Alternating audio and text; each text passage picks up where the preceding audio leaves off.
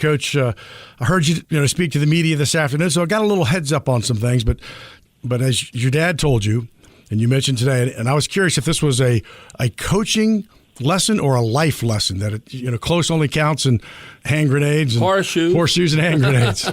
Well, look, I think it's both, right? And I think the National Football League, and I think professional football and football at any level is really a life lesson. There's a lot of lessons that you can learn about life through your participation in organized sports, and in particular the game of football. And certainly we all understand that the profession that we've chosen and what we do for a living is a production-based business. And we all understand that, and we chose that. And so, we understand that the production needs to be better, and we're going to work extremely hard to get better. And I did think there was improvement from year one to year two. And it's certainly not where we want to be, but I think we're moving in the right direction. So, Coach, let's talk about Derek Carr, 22 of 28, 4 touchdowns. In his last 5 games, 14 touchdowns, 2 interceptions, and a completion percentage of 74.5%. And a couple of times Deuce was talking about during the game that he's kind of watched – the question is kind of, have you watched Carr's confidence grow when he's throwing to guys like A.T. Perry and Olave and Shaheed, where he's kind of learned through the season that my guy can beat your guy? Yeah, look, I definitely think that. I think that's one of the things that excites you about the potential that we have offensively.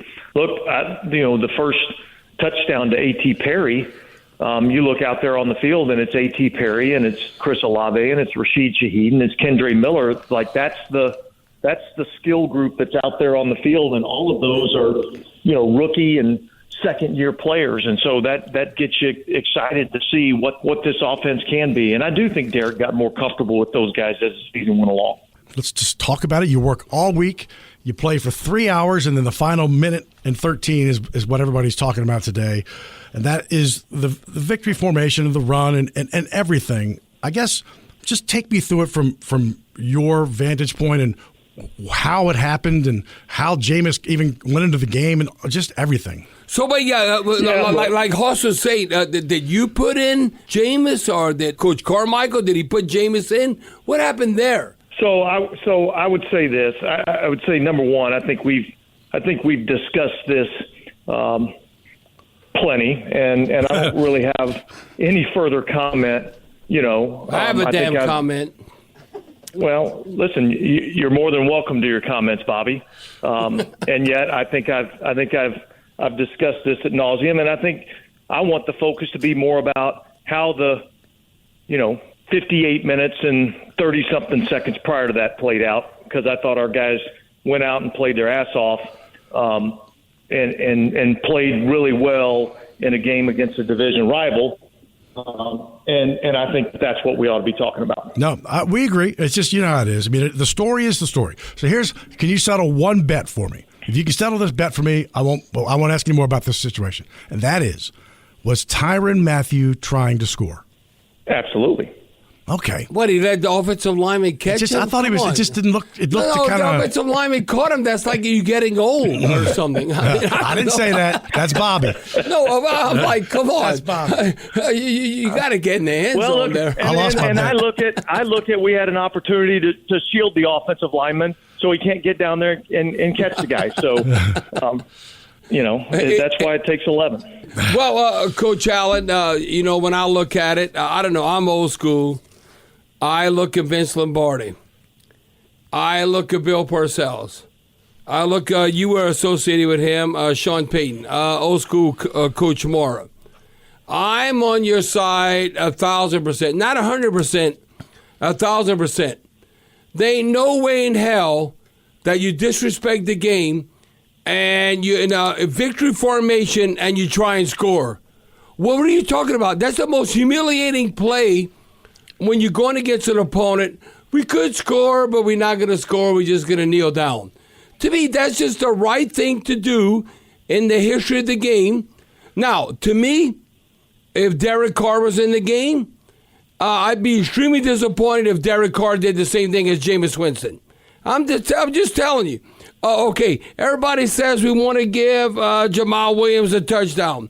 He had 17 touchdowns last year. He led the NFL. Well, why didn't you do that before today?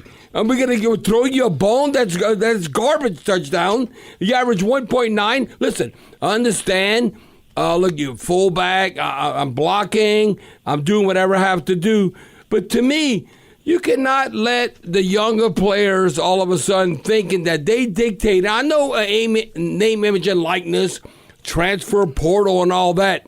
But you got to respect the game. Look at, maybe I'm too old school, I'm old curmudgeon, whatever.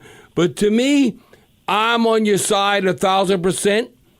I look at everybody involved, like coach to coach and the coaching fraternity. Let me tell you, anybody else that does not agree with you, I'd almost give them the middle finger. To hell with all of y'all, because I know what's right and what's right and what's wrong, and how you approach the game to finish a game. Come on, the game's well in hand.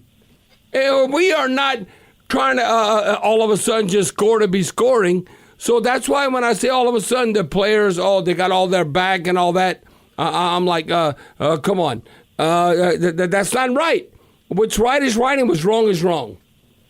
Yeah, Bobby, I don't know if there was a question in there. Just a comment. You know?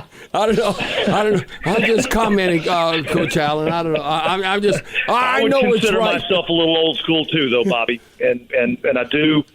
I've been associated with this game for a long time. My dad played in the National Football League, and I got a lot of respect for this game and the people that are in this game. Players, coaches, front office, trainers, everybody that is associated with the NFL.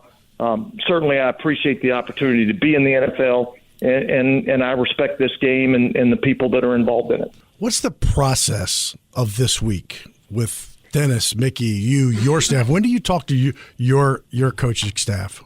Yeah, look, the process right now is, I'll have plenty of opportunities over the next few days to kind of sit down with Mickey and kind of evaluate, get his thoughts on the season, him be able to share with me be able to share with him.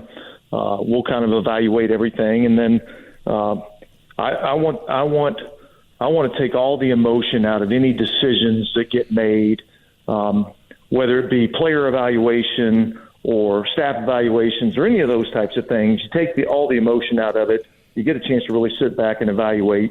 And so the coaches will be off. We'll be back in next week, and we'll go through the evaluation process starting next week. Now, Coach Charlie, before we let you run, to me, there's not an opinion. This actually what occurred when you look at Derek Carr. Because what we have invested in him, he is the future quarterback. And you look down the stretch, he had a league best 74% completion rate. And he had all of a sudden, when you chime in and you look at the last game, he had 12 touchdowns and he had one interception. When you look at that, and he had a quarterback rating of 117 passer rating, which is third best in the NFL. Okay, there's 32 starting quarterbacks, but his last game was 145.5. So I'm like, I don't know. It seems like we blocked well for Derek Carr and how he kind of turned the table and him being healthy. Now, you might say, well, we have too much invested in Derek Carr. Well, yeah, we have a lot invested in him.